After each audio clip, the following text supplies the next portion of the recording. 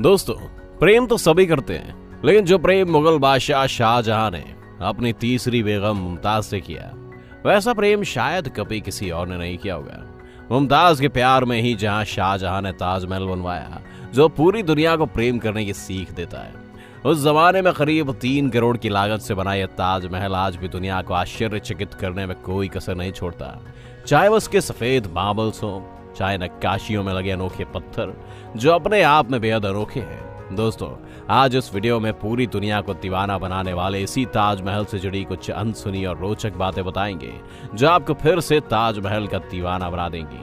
तो देर न करते हुए शुरू करते हैं दीवानगी की हद पार करने वाली दास्तान।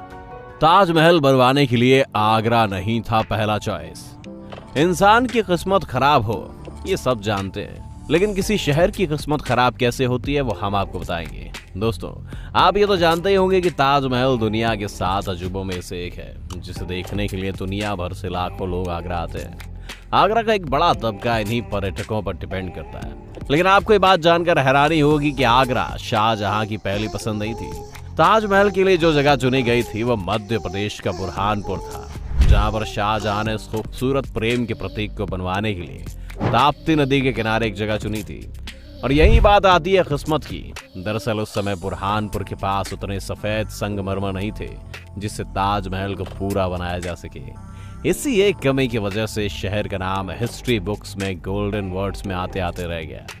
और आज आलम यह है कि आप और हम भी इस शहर का नाम नहीं जानते। बुरहानपुर के दुख को देखकर लगता है कि ये शहर एक ऐसी औरत है जिसकी शादी दहेज की कमी की वजह से रह गई, और उसने दोबारा शादी करने से भी मना कर दिया, क्योंकि जो जगह शाहजहां ने ताप्ती नदी के किनारे चुनी थी वो जगह वैसे ही खाली और वीरान पड़ी हुई है। सफेद ताजमहल की अधूरी काली परछाई। दोस्तों, ऐसा कहा जाता है कि ताजमहल बनवाने के बाद शाहजहां ने ताजमहल की परछाई बनवाने की भी तैयारी शुरू कर दी थी। अगर आपसे कोई पूछे कि आपकी परछाई किस कलर की बनती है, तो आप क्या जवाब देंगे? जी हाँ, आप कहेंगे कि ब्लैक या काले रंग की। बिल्कुल इसी तरह शाहजहां ने सफेद ताजमहल की काली परछाई को बनवाने के बारे में सोचा, जिसे उसने काला ताजमहल नाम दिया था। ऐसा कहा जाता है कि शाहजहां खुद को मुमताज की परछाई के तले रखना चाहता था, इसीलिए उसने यह तय किया था कि उसकी मौत के बाद उसे इसी काले ताजमहल में दफनाया जाए। इस काले ताजमहल का जिक्र एक यूरोपियन ट्रैवलर ने अपने आर्टिकल्स में किया था, जो शाहजहां के समय भारत आया था। उसने लिखा था कि शाहजहां यमुना के किनारे ही एक काले ताजमहल की योजना बना रहे हैं। लेकिन दोस्तों, ऐसा लोकल लोगों का मानना है कि ये काला ताजमहल कभी नहीं बन पाया, क्योंकि औरंगजेब ने अपने पिता शाहजहां को बंदी बना लिया और खुद मुगल बादशाह बन गया। और औरंगजेब की कंजूसी देखिए कि उसने अपने बाप को दफनाने के लिए नए और भव्य काले ताजमहल का निर्माण रोक दिया, क्योंकि वो नहीं चाहता था कि खजाने से कोई मकबरे का निर्माण हो।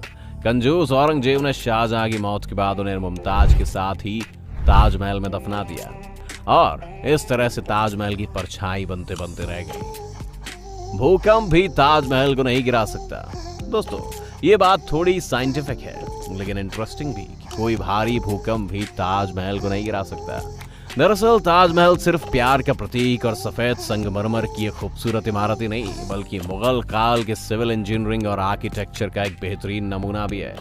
अगर आपने ताजमहल विजिट किया होगा और पूरी इमारत को गौर से देखा होगा, तो एक बात आपकी नजरों में जरूर आई होगी कि मेन बिल्डिंग के चारों तरफ बने हुए चारों मीनार बिल्कुल सीधे खड़े नहीं बनाए गए हैं, और ऐसा जानबूझकर किया गया था। उन मीनारों को थोड़ा सा झुका दिया गया था, वो भी कुछ इस तरह से झुके हुए हैं कि अगर कोई भूकंप आता है तो वो चारों मीनार मेन बिल्डिंग से दूर गिर जाएंगे, और इस तरह भूकंप के सारे झटके मेन बिल्डिंग तक पहुंचने से पहले ही इन मीनारों में ही एब्जॉर्ब कर लिए जाएंगे। इस तरह से मेन इमारत पर भूकंप का कोई असर नहीं होगा और वो सेफ बच जाएगी। शाहजहां ने नहीं कटवाए थे किसी भी मजदूर के हाथ। दोस्तों, दुनिया हमेशा से ही उसी बात को मानती है जिसे बहुत से लोग कहते और मानते हैं, भले ही उस बात में कितनी सच्चाई है ये किसी ने जानने की कोशिश भी न की हो। उन्हीं मिथकों में से एक मिथक जो बहुत ज्यादा ही फेमस है, अगर कहें तो ये मिथकों का सलमान खान है। वो ये है कि शाहजहां ने ताजमहल के निर्माण के बाद जब उसे देखा तो वो इतने खुश हुए कि उन्होंने तय किया कि ताजमहल की जैसी कोई दूसरी इमारत नहीं बननी चाहिए, इसीलिए उन्होंने उसे बनवाने वाले कारीगरों और मजदूरों के हाथ कटवा दिए। लेकिन दोस्तों आप खुद सोचिए कि अगर कोई इंसान खुश हो तो वो लोगों के हाथ काटने का आदेश कैसे दे सकता है। खैर ये बात तो सोचने की हो गई, लेकिन जो फैक्ट्स मिलते हैं उनके आधार पर यह बताया जाता है कि शाहजहां ने ताजमहल बनने के तुरंत बाद उन कारीगरों को किसी दूसरे प्रोजेक्ट पर लगा दिया था। अगर ऐसा है तो दोस्तों आप ही बताइए कि कोई अपने कटे हाथ से कैसे किसी दूसरे प्रोजेक्ट पर काम कर सकता है। शाहजहां के इस हाथ कटवाने वाली बात का प्रमाण किसी भी इतिहास की किताब में नहीं मिलता है, ना ही कोई ऐसा प्रूफ है जो इस मिथक इस कहानी को साबित कर सके, इसलिए इस कहानी को सच नहीं माना जा सकता। ताजमहल का यमुना प्रेम। दोस्तों जैसा कि आप सबको पता है कि ताजमहल मुमताज की याद में प्रेम के प्रतीक के रूप में बनाया गया है, लेकिन ताजमहल की अपनी खुद की प्रेमिका भी है जो मुमताज नहीं बल्कि यमुना है। जी हाँ, आपने सही सुना, यमुना। वही यमुना जिसके किनारे बना हुआ है ताजमहल।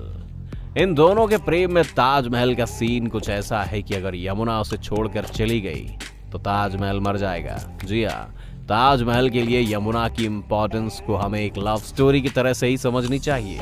ये कहानी मैं आप लोगों को इसलिए सुना रहा था क्योंकि ताजमहल की नींव असल में लकड़ियों से बनी हुई है। अब आप हैरान हो सकते हैं कि करीब 300 साल पुरानी इस इमारत की नींव लकड़ी से कैसे बनी हो सकती है, लेकिन ये बात बिल्कुल सच है। असल में ताजमहल की नींव इवोनी यानी आबनूस के पेड़ की लकड़ियों की मदद से बनाई गई है। आबनूस की लकड़ी एक तरह से पत्थर की तरह ही होती है, जो आम लकड़ियों की तरह पानी में तैरती नहीं बल्कि डूब जाती है। इन लकड़ियों की खासियत यह है कि इनमें दीमक नहीं लगता, और जो मेन कारण है वो ये है कि अगर आबनूस की लकड़ियों में परमानेंट 30 या 30 से ज्यादा प्रतिशत नमी बनी रहे तो वो आबनूस की लकड़ी कभी खराब नहीं होगी। ताजमहल के केस में भी यही है। नींव में लगे होने के कारण इन लकड़ियों तक यमुना के पानी से पर्याप्त मात्रा में नमी पहुंचती रहती है। यही कारण है कि ताजमहल अभी तक टिका हुआ है, क्योंकि उसके किनारे यमुना नदी है। लेकिन यमुना जिस तरह से सूख रही है उसने आर्कियोलॉजिस्ट की चिंता बढ़ा दी है। उनका मानना है जिस दिन यमुना का पानी ज्यादा कम हो जाएगा उस दिन लकड़ियों में नमी का स्तर 30% से कम हो जाएगा और ताजमहल गिर जाएगा। दोस्तों ताजमहल के बारे में जाने ऐसी कितनी कहानियां और बातें हैं जो ताजमहल को दर्शकों और सैलानियों के लिए खास बना देती हैं। ताजमहल की खूबसूरती कभी भी फोटो या वीडियो या कहानी में नहीं जानी जा सकती।